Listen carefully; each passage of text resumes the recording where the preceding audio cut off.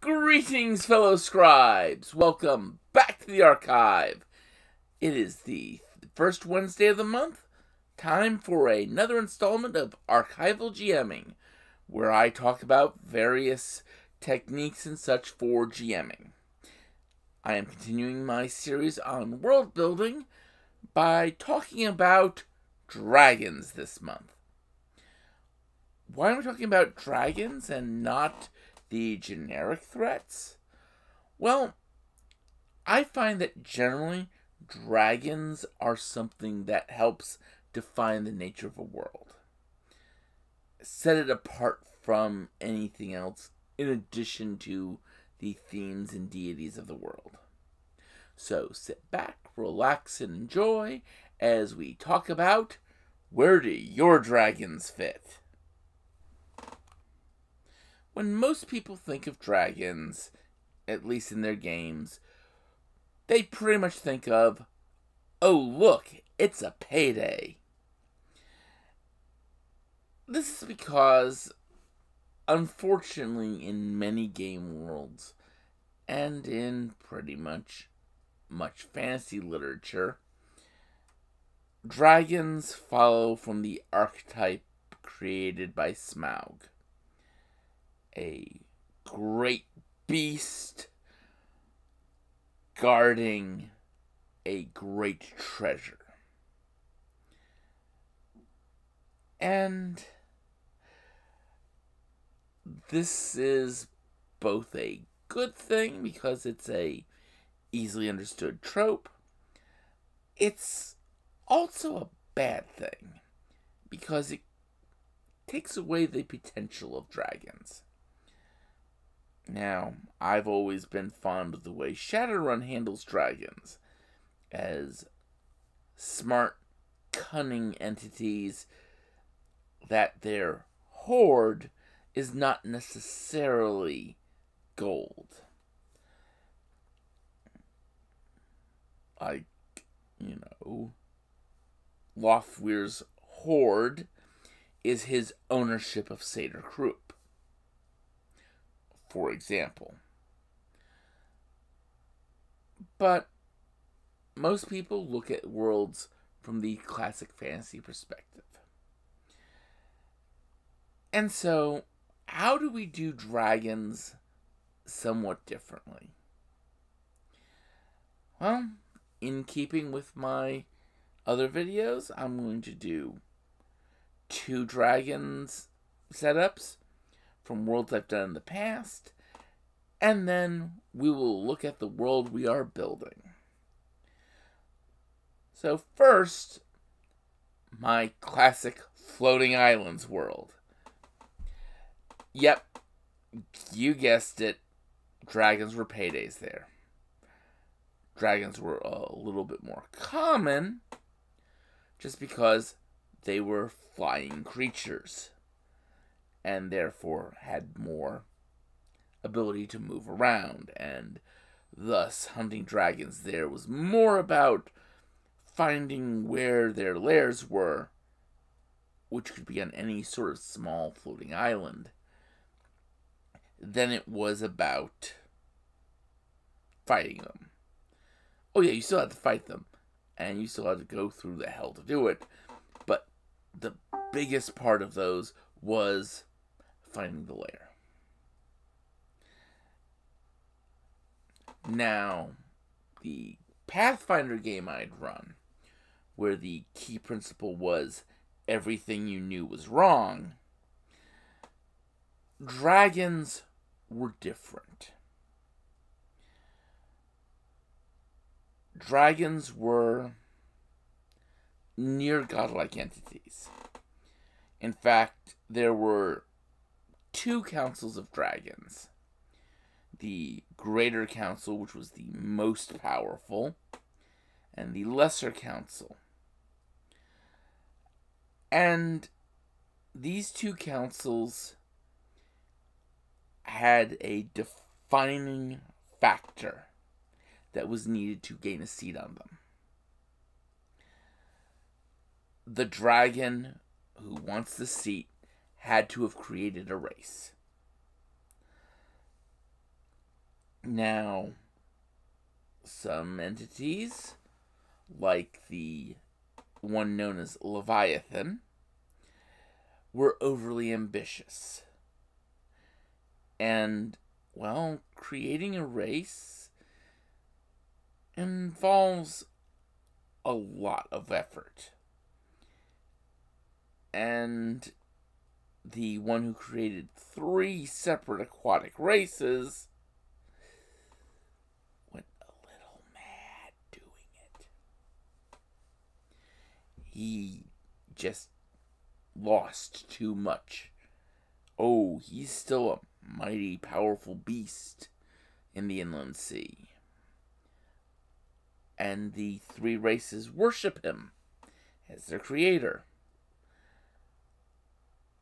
But he's not entirely rational anymore.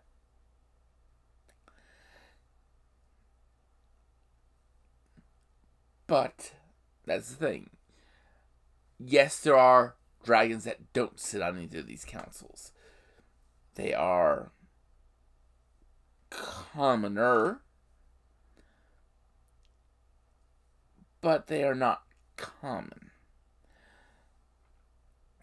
And this led to these area of dragons being territorial.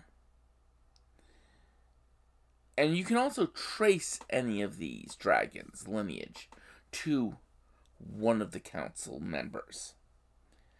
Because this world, I didn't stick with the classic individual types of dragons that we know and love from Dungeons & Dragons and Pathfinder.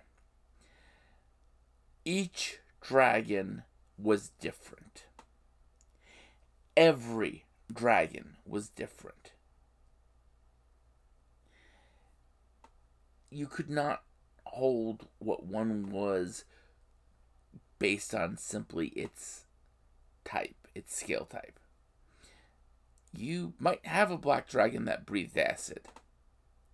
You might have a black dragon that breathed bolts of force, etc., etc. It didn't really matter mechanically. The breath weapons did the same damage, etc., but they were resisted differently. A bunch of other little details. But that's the big thing. Dragons were individuals on this world. And that was the important part for it. They had their agendas, they had their goals, and you had to deal with them somehow, if you dealt with one. The council seating dragons, they were way more powerful than the average dragon you would run into. But even the average dragon was more powerful than you would normally run into on a standard Pathfinder world. This is because almost all of these dragons had class levels. They knew stuff beyond just being a dragon. And that's how we started with this world. Dragons are different. They're individuals. You can't go from one dragon to the next to figure out what a dragon can do. But with the world we're creating, what are we going to do with dragons there? So we have a world that we've been building. In this world, we have the 3 dominant races of elf, human, dwarf.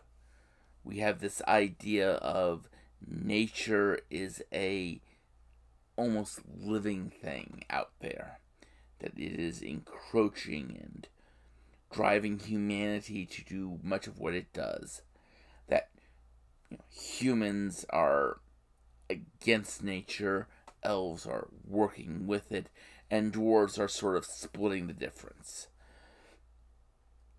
So in a world like this, what are dragons going to be? And I'm very inclined to say that we would build the dragons for this world perhaps a little bit less numerous, at least in terms of types. And I would say we'd make them all neutral aligned as a group. The whole idea of these dragons is they are not against each other, but they are themselves representative forces of nature. So, red dragons would probably be found around volcanic mountains. Green dragons would, of course, still be from forests.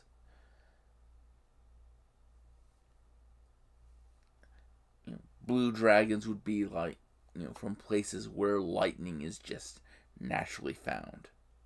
So along coastlines, actually, not in the desert.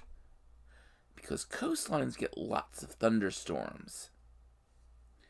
And that's where we'd end up having blue dragons being from. We probably wouldn't have many of the other classic dragons. These three make a good core. So let's just go ahead and restrict it to green, blue, and red. And what are they doing? What is their purpose in this world? What is their ecological niche? Dragons are the things that exist to keep humanity and dwarves in check. That is their purpose. Dragons are forces of nature, and they come in whenever a human or dwarven city gets too big, where it starts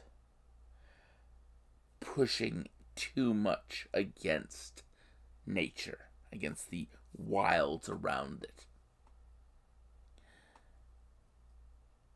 They come in to destroy. Do they have lairs? No one's ever found one.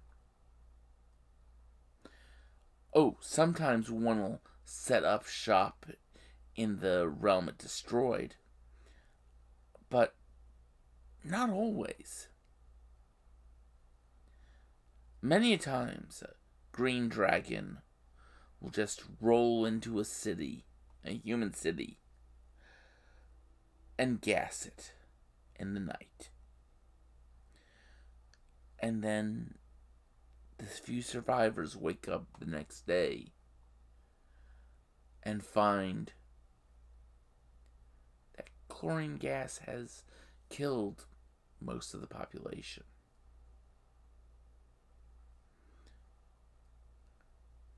Dwarves will fight a monstrous red dragon coming down from the mountains, and it'll burn their city, burn the stone of the city, destroy it, chase the dwarves out, and then go away. A port city will find a massive storm come, and in the wake of that storm, or in the vanguard of that storm, a blue shape in the sky, leveling important parts of the city, destroying the docks, blasting the ships in the harbor. And then it's gone with the storm. In this world, dragons are a disaster. You won't see the dragon coming. But maybe if heroes are present, they can stop it. Maybe they can drive it off. Especially once it starts its attack. And there we have now established what dragons are in this world. With that established, next month, I'm going to get into the actual delineation of the global threats of the world. The things that are the dangers to everyone. Until then, I'd like you all to remember, have fun and keep gaming.